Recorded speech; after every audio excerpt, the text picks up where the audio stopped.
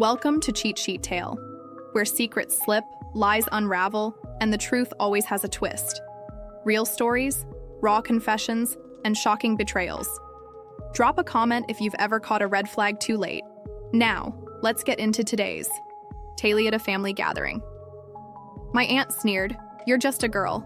You'll never own anything important." My own father laughed. "She's not wrong." I stayed quiet. Then the next day, a shocking revelation made them regret ever underestimating me. It was a sweltering July afternoon in Charleston, South Carolina. The kind of heat that makes your clothes stick to your skin and the air feel thick. We were at Aunt Vivian's estate, a grand colonial house with white pillars and a perfectly manicured lawn. The occasion, my grandmother's 85th birthday. The entire family was there, uncles, aunts, cousins, and their kids. Everyone dressed in their Sunday best, sipping sweet tea and nibbling on finger sandwiches. I had just returned from a business trip in New York and was still in my travel clothes, jeans, and a blouse. Not exactly Southern Belle attire, but I wasn't there to impress anyone. As I approached the patio, I overheard Vivian Blake's unmistakable draw. "Well, bless her heart. She's just a girl. She'll never own anything important." Laughter erupted. I paused, hidden behind a column, and listened. My father's voice joined in. "She's not wrong." More laughter. I felt a flush of heat rise to my cheeks. Not from the weather, but from embarrassment and anger. I had always been the black sheep, the one who left the South for the big city, the one who didn't marry young or have children by 30. To them, I was an anomaly, a cautionary tale. I took a deep breath, plastered on a smile, and joined the group. "Hey, y'all," I said, feigning ignorance. "Oh, there she is," Aunt Marlene exclaimed, her voice dripping with faux enthusiasm. "We were just talking about you. I hope all good things." I replied. "Of course, dear," she said. Patting my hand condescendingly, I smiled and nodded, choosing to stay silent. Let them think what they want. I had nothing to prove yet. The next morning, I sat at the breakfast table, sipping coffee and scrolling through my emails. One subject line caught my eye. "Congratulations on your acquisition." I clicked it open. "Dear Elena Ward, we're pleased to inform you that the acquisition of Vivian Estates has been finalized. As the new owner, you now hold the title to the property located at 123 Magnolia Lane, Charleston, SC." I nearly dropped my coffee. Marlene Estates, that was. Vivian Blake's property, the very house we were staying in. I quickly dialed my attorney, Caleb Pierce. "What is this about Vivian Estates?" Yes, we finalized the deal yesterday. The previous owner, Mr. Douglas, accepted your offer. The paperwork is all in order." "But I thought Aunt Marlene owned this place." "She did, but she sold it to Mr. Douglas 5 years ago. Apparently, she fell on hard times and needed the cash. He's been renting it back to her ever since." I was stunned. Aunt Marlene had been living in a house she no longer owned, and now I was her landlord. A slow smile spread across my face. Later that day, I gathered the family in the living room. "I have an announcement," I began. Everyone turned to look at me. Curiosity piqued. "I recently acquired a new property here in Charleston." "Oh," Vivian Blake said, raising an eyebrow. "Yes, it's called Vivian Estates." Silence. "You bought my house." Shest, her voice trembling. "Well, technically, I bought it from Mr. Douglas. I wasn't aware you were renting it from him." The room was dead quiet. "I just wanted to let you all know that as the new owner, I'll be making some changes, starting with the lease agreement." Aunt Vivian's face turned red as, "Can do. This I can, and I have. But don't worry, I'm not evicting you. I just thought it was time you knew who you were dealing with." I turned to my father. "Still think I'll never own anything important." He looked away, ashamed. Words spread quickly through the family. Some were supportive, others were scandalized. Aunt Marlene avoided me for the rest of the visit, and my father kept this distance. I returned to New York, but the experience left a lasting impression. I had proven them wrong, not through confrontation, but through action. They underestimated me because I was just a girl, but that girl now owned the very ground they stood on. And that, to me, was the sweetest revenge. A week after I got back to New York, things got weird. It started with a phone call from My property manager, Tessa Monroe. Hey, so your aunt hasn't paid rent this month. And when I stopped by, she said she's not going to blinked at my screen. What do you mean, she's not going to? She said, and I quote, I ain't paying a dime to that ungrateful little girl. Then she slammed the door in my face. I didn't say anything for a second. I'll handle it. It finally said I didn't want to go back to Charleston. I had just started settling back into work. But if she thought she could squat in my property and refuse to pay, she had another thing coming. Back in Charleston. The house looked the same from the outside. Neat, white, pillared quiet.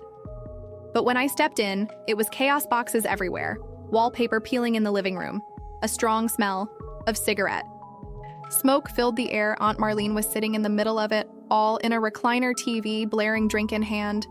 Well, look who crawled back, she said, not even muting the TV. We need toe talk, I said flatly. No rent, no lease, no deals.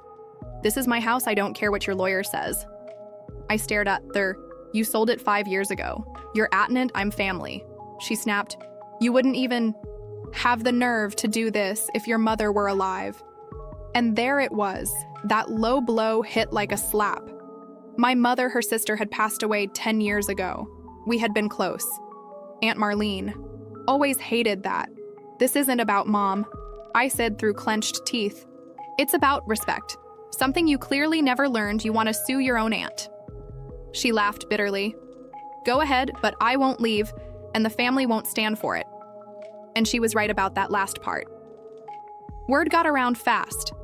Cousins I hadn't heard from in years suddenly had opinions. Facebook messages, group texts. Some were neutral, some were furious.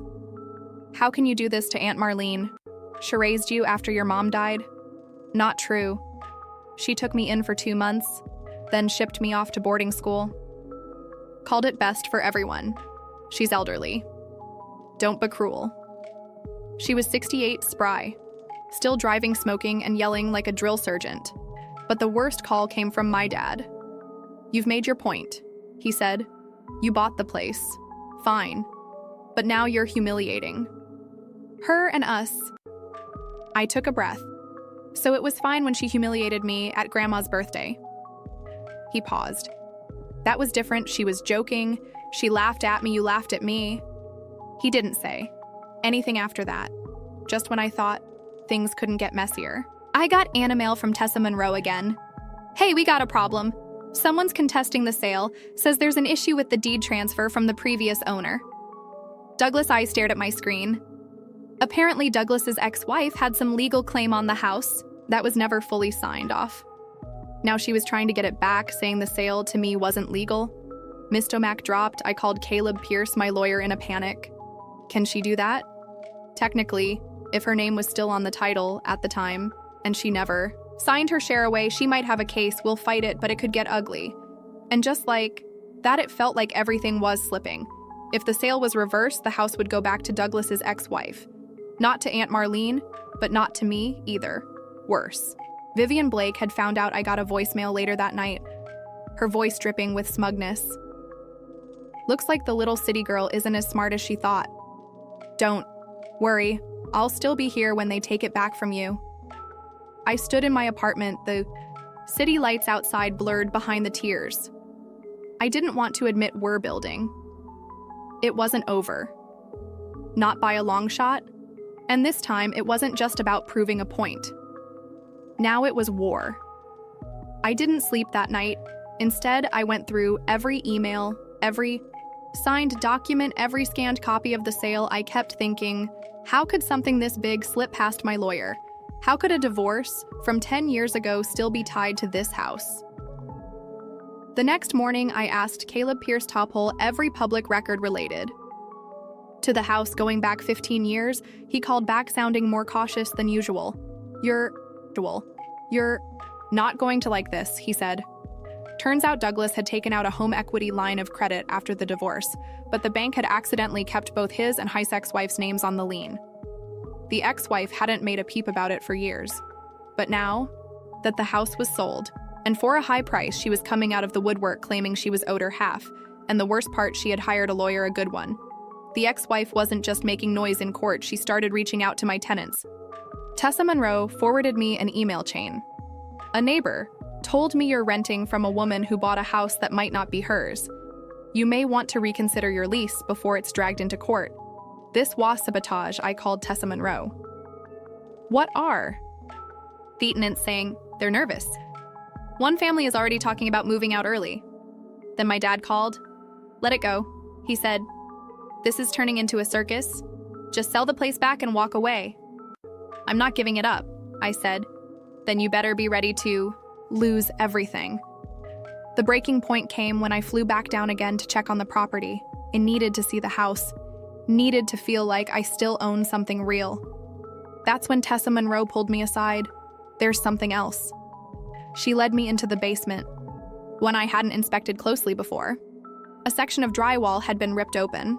Behind it, a safe old rusted and bolted into the foundation. Tenants didn't touch it. She said, one of the plumbers found it while fixing the downstairs bathroom leak. I stared at it. Was this on any inspection report? Nope. With a locksmith's help, we cracked it open. Inside were papers, a few stacks of fold bonds, and a small box. Inside the box, a faded will. It was dated 15 years ago, and it had my mother's name on it. The will was handwritten but legal. It stated that upon her death, any real estate acquired or held in trust for my mother be her siblings would revert to me once I turned 30 unless legally removed by her consent. I was 32 and there was one sentence that changed everything, including the property now known as 123 Magnolia Lane, which was originally placed under the stewardship of my sister Marlene for tax purposes with intent for my daughter to inherit. I felt the blood drain from my face. Marlene never owned that house. Not really. My mother had bought it first, had put it under her sister's name, probably to avoid some tax penalty or maybe to hide assets during a rough time, and then never took it back. Probably because shedded before she could, which meant Douglas may not have owned it either, which meant this entire sale might be illegal. But in my favor, I had legal claim. I was the rightful heir. I didn't wait, I took the documents straight to my lawyer. Then I went to Vivian Blake's house. She opened the door, scowling. You again. I held up the will. You knew, I said. You've known this for years. Her eyes darted to the paper, then back to me. I don't know what that is. Don't lie. You stole this from her. You sat on it while telling everyone I was nothing, while laughing at me behind my back. I raised you. You didn't raise me, you kept the roof over my head for 60 days and told everyone I was a burden. And then you held on to this house like it was yours. It is mine. No, I said, stepping forward. It was never yours. It was hers, and now it's mine. We filed for emergency probate and presented the will too. The court Douglas's ex-wife's case got tangled in the process. She tried to argue Douglas owned the house, so she should get a share, but I had a document from 15 years ago saying otherwise. She wasn't backing down, though. She hired a forensic analyst to challenge the will's authenticity. It turned into a nightmare. Every week there was something new. A hearing, a discovery, request, a letter from some new lawyer. The stress got to me, I lost weight. Amidst meetings, I started dreaming of my mother again, of her standing on the porch of this very house smiling like she used to on summer nights. I knew I couldn't stop. Not now. This wasn't just about revenge anymore. This was legacy. This was justice. Months passed. Courtrooms, deadlines. So many late nights staring at files that my eyes burned. The will was ruled authentic. My mother's handwriting had been verified. Her notary, now retired and living in Florida, testified over video. He remembered the day she signed it. It hit me like a punch. She planned this Shetreed to protect me even after death. The court ruled the house never legally belonged to Douglas. His sale to men valid, but my mother's will overrode everything. I wasn't just a buyer, I was the heir. That meant I didn't owe a dime, not to Douglas, not to his ex-wife, and definitely not to Aunt Marlene. I didn't celebrate. Not at first, too much anger was still stuck in my chest, but I did call a family meeting, not at my place. Athers 123. Magnolia Lane, now officially mine. I told them to come if they wanted to hear the truth. They showed up: Aunt Marlene, my dad, a few cousins, the ones who whispered behind my back, the ones who thought I'd fold. I stood on the front porch holding a copy of the court order in one hand and the will in the other. You all laughed when I came home. I said, called me a failure, said I never own anything. I held up the papers. This house was never hers. It was never Douglas. It was my mother's, and now it's mine. Dead silence. I looked straight at Marlene. You told people I was worthless. You used me, hid the will. You made me feel like nothing for years, but now you're standing on land that doesn't belong to you. You can't do this, she whispered. I already did. She stepped forward, trembling. You're destroying the family. I didn't flinch. No, you did that. I'm just cleaning up the mess. Then it turned to my father. And you, I said, my voice cracking. You could have stood up for me. You could have told her to stop, but you laughed. He didn't look up, just stared at the porch floor. I'm giving you all 30 days, I said. After that, I don't want anyone who called me a joke living on my land. She didn't leave quietly. Aunt Marlene dragged out the process, refused to pack, refused to clean. I had to serve her a formal eviction notice. The sheriff had to show up. On the day she finally left, she stood in the driveway staring at the house like it was a grave. You'll regret this, she said. But I didn't. I watched her car drive away, trailing dust down the long road lined with oaks, and for the first time in years, I breathed, really breathed. I turned the house into a women's center, not a bed and breakfast, not a business, a place for women who were told they weren't enough. Women like me, women like my mom who'd been underestimated, dismissed, ignored. I kept my mother's name on the sign at the front gate. The Marie Foundation. I still had scars. I still had nights where I sat in the porch and wondered why it had to go down like that. But I never doubted the choice. They made their beds with lies, pride, and cruelty, and I made mine with truth. They laughed at me for being just a girl. No, they don't even speak my name, but the house does. But the